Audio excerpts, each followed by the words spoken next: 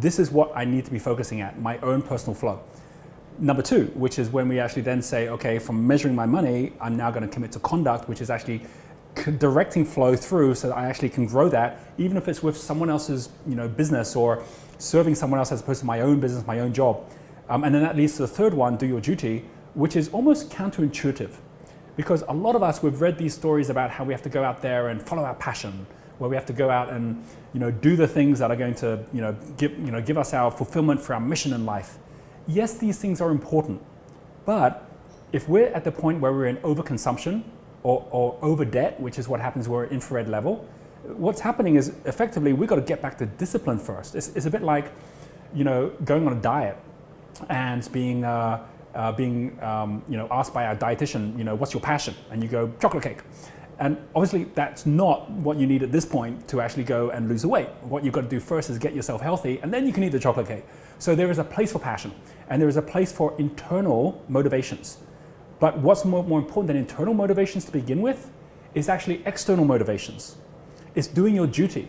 It's interesting that if you go and look at what happens to a lot of teenagers, that parents think, don't have enough discipline or haven't set themselves up for success in life.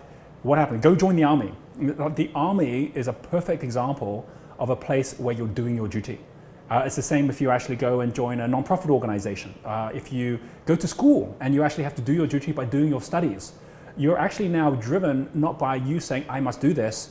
You're driven by others around you and an environment around you saying, here's the way you're going to actually be building your self-worth and your mission through your duty to others. My story about being there on the street when my car was towed away, it was that moment where I was like, I'm no longer just doing this for me. I'm doing this for those I'm letting down right now. It was the external motivation of doing it for others which drove me in a way that I wasn't able to drive myself. It's the same as if you're in your own business right now. It's like, why can't I motivate myself the same way that I was motivated to have to show up for work for a boss I didn't even like, but I still showed up? What was different? It was because there was an external motivation that you had to, there was a consequence of not going through with that, so you had to show up for it in a way that is not the same consequences when you're just running your own business or got your own sideline for a second income, where it's like, well, if I don't show up today, no one's going to notice except for myself. So doing your duty is fundamental and is a core for us being able to say, we're going to actually make sure we have external motivations around us to support ourselves so that by the time we get to the red level, where the first step is pinpoint your passions and we start working on your internal motivations, we've already got the external motivations putting us into momentum already. If you go to a leaf in a river, you drop a leaf in a river, it will already go into flow. The leaf doesn't have to put any effort into it at all.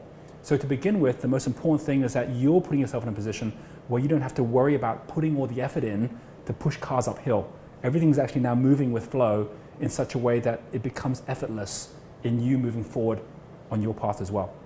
So what are the 10 key steps on the assessment and within the playbook which actually make up do your duty?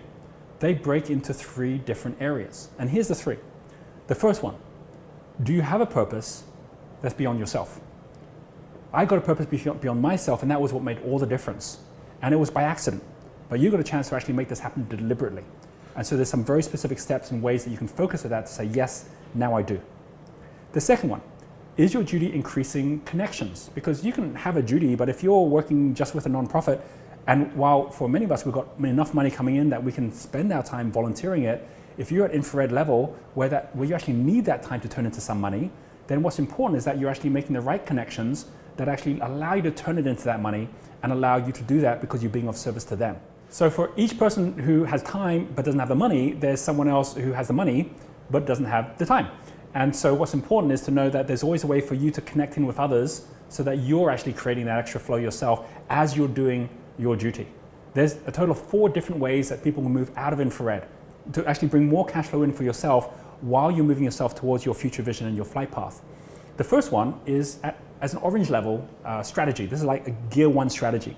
That's when you're thinking, I don't even know how to start a business. I wouldn't even know how to go out and invest, and I've never had experience doing that, but I know how to get a job. But it's difficult getting a job today because as long as you're out there chasing the job market, you're out there chasing with everyone else. But what if you actually went and started focusing at the orange level strategy at people that you'd love to work with and say, well, how can I be of real value to this person? You're going to find that Dynamo geniuses, blaze geniuses always can find a way to say, hey, I can help you make more money.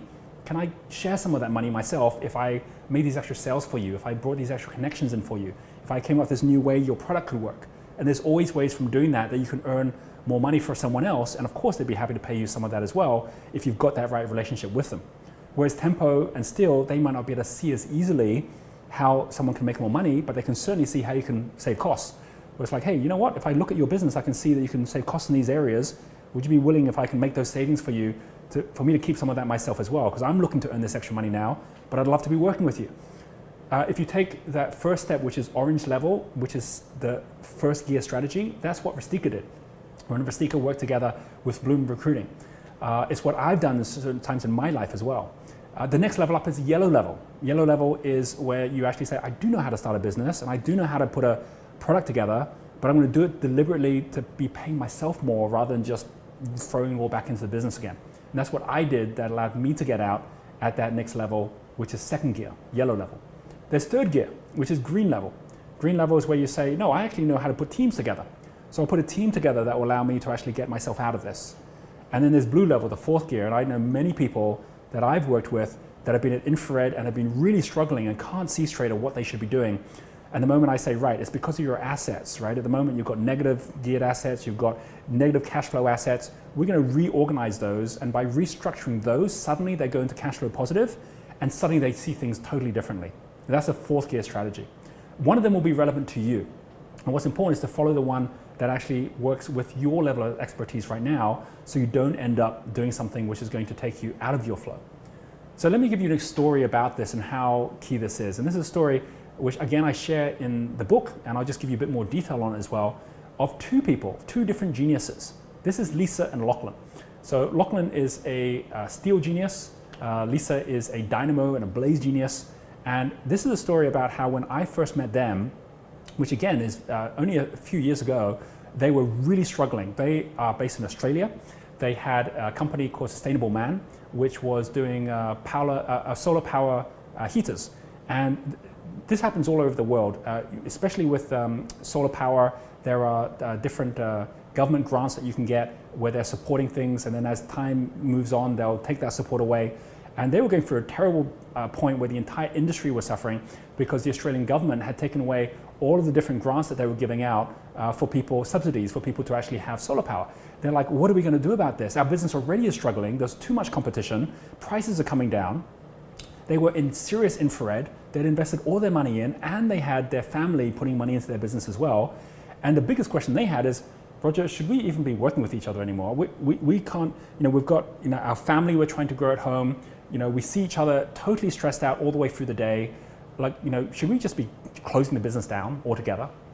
Well, when you're at infrared level, everything becomes about desperation. It becomes about panic and like, well, I just got to get out of this situation. I just don't know how. And what happened was we went through the same steps that I'm asking you to go through. We went through the future vision. We said, let's just pause for a moment and imagine everything fixed itself. Within the next 6 to 12 months, magically, it all just worked itself out. What would you really want to be doing? Would you still be together as a couple? Would you have a family where you're working together in a business? What would be going on? And by just taking a moment to look in the future, they said, well, of course we'd be together, and of course we'd be working on a business that we'd be excited about. It probably wouldn't be this business though. And it was the first time they'd even really considered that. So then we said, well, instead of talking about what it won't be, what would it be? What kind of business would you want to be part of? And I talked earlier about criteria. Criteria is the most important way to make a decision. I said, you write your criteria of what it would be that would make this a great business and compare it to other businesses out there that you go, hey, that's a great business. We'd like a business like that. And what they came back with after really looking at this was it would definitely be something that would make a difference in the world. It would be one in which it's not subject to all these government regulations, so they would have more control in their destiny. It would be one which was about the environment, but they wanted to also be one which wasn't all corporates and so on. It would be focusing at families because they were growing their own family at that point as well. So off the back of that, by them saying, right, that's what we want to do, they went out and started researching, well, what are different opportunities out there that exist which would allow us to have this kind of a business? By the way, during this time, it wasn't like they weren't doing anything with their existing business. We put a plan together to make sure that they were paying themselves first. And the way they had to do that was they had to reduce the size of their staff. They had to pay themselves more for things that they didn't want to do, but by doing it and knowing within 3 months of doing it, it would allow them to be out of infrared and at the same time to get the right people on board, they took those steps. And it's a little bit like Superman and Clark Kent. Superman goes out and saves the world. And a lot of us, we want to go out there and be Superman. But even Superman has to be Clark Kent some of the time. Right? That's when he actually shows up as Clark Kent to get a job done, to earn the money, to go put on his stretchy pants and go save the world. Right? And so in the same way, they were willing to say, right, I can see the light at the end of the tunnel. We're going to put the plan in place which allows us to do what we need to do to get out of this negative cash flow we're in. It immediately allowed them to breathe again because they could see themselves now positive for themselves and their family. It allowed them to know that the business they had, it wasn't about trying to make the business successful, it was about making it sustainable, where it was actually able to pay them the money they wanted while they were really going for their real dream. And what they did as a result of that was give themselves a space by taking some time out every week to look at what kind of business they wanted to start, to come up with an entirely new business, which was called Eco Originals. And I've been on this path with them where I've seen Eco Originals start from being a business that was bringing eco nappies, eco diapers, into families in Australia, one of the very first to actually do it at the level that is at such a high level of sustainability, that what they've done is they went out, they got the right connections in China that was going to manufacture for them, they went through all the testing, they went and set up a promotion in place which allowed them to actually get the people who are in the market, the mums who came to the baby shows, the families that actually wanted to support a more eco solution, got them on board to actually pre-order those diapers as well. So by the time they had their first shipment coming from China, it was already 80% sold out. And that was because they were now focused at how they were actually getting ahead of themselves to be delivering something of real value to others by doing their duty. And they had this picture every day, which was their family in the future. And by them actually following this through, what that would mean for their family. And all the families in Australia that were now also showing up saying they wanted to support this, what that would mean for them. Because of course, if you have a duty which is beyond yourself, where there's others that are now relying on you, it means every day that you delay you taking action is a day you're shortchanging them as well. And as a result of that, if you have that in your mind, it actually drives you to do things that otherwise you might just say, I'll leave it till tomorrow.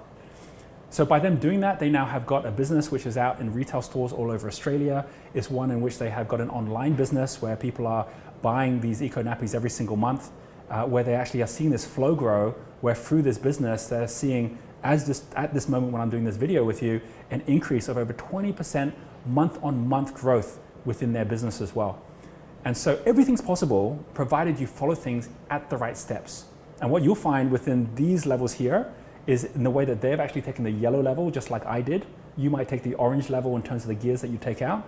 By the time you've actually gone through the assessments, you'll be able to come to the pre-flight checklist and you'll be able to say a big yes to these 3 things. I put the actions that align to my flight path as my first priority, and I commit to these actions daily. That's something that you see that I was doing, that's something that Rustika did, is something that Lisa and Lachlan did, and it made all that difference. A bit like a pilot on a flight path, no matter what the weather, they're going to get to that destination. I am disciplined in managing my distractions and emotions, and I'm surrounded by people who support my path. Easier said than done, but once you're in that right environment, the river actually takes you in this flow. And the third thing, I ensure I seek out answers and support, because you won't have all the answers to begin with, but you need to have that support, which means you're constantly connecting in with those who can actually help you. And I have the courage to act in the face of uncertainty. These are the 3 things you're going to be able to put a big tick to as you see your assessment numbers go up. So take the assessment, see where you're at right now, and then after that, make sure that you take the playbook and you go through those steps. Don't expect it all to happen overnight, but do know the moment you take these steps, you now not only have a plan that allows you to start moving out of infrared, you start actually feeling you're not alone anymore, that you're around others that actually want you to be successful, because your success is linked to the service you're going to provide them and to their success. This is the difference of infrared, which is about consumption and self-service, to a larger service where through that service you're profitably actually growing your flow, and it's allowing you to step up, where the decisions you're making aren't just based on your best idea on your current business, your current job. It's based on you and the flow that's going through your life, where everything, whether it's the job or the business, is simply a vehicle which is actually there rotating or orbiting around your solar system, around you being there as the sun. How do you know if this is working well for you? Biggest key thing is if you're doing it, you come out every day with a sense of determination. You come out every day like, I'm ready for another day here. If you don't do that, you end up in a position where you're constantly struggling, worried, ready to give up. So always make sure that if you're thinking, I'm not there yet, come back to the playbook and follow your way through. And if you do this, you're ready for the next step up, which is our red level 2, the survivor.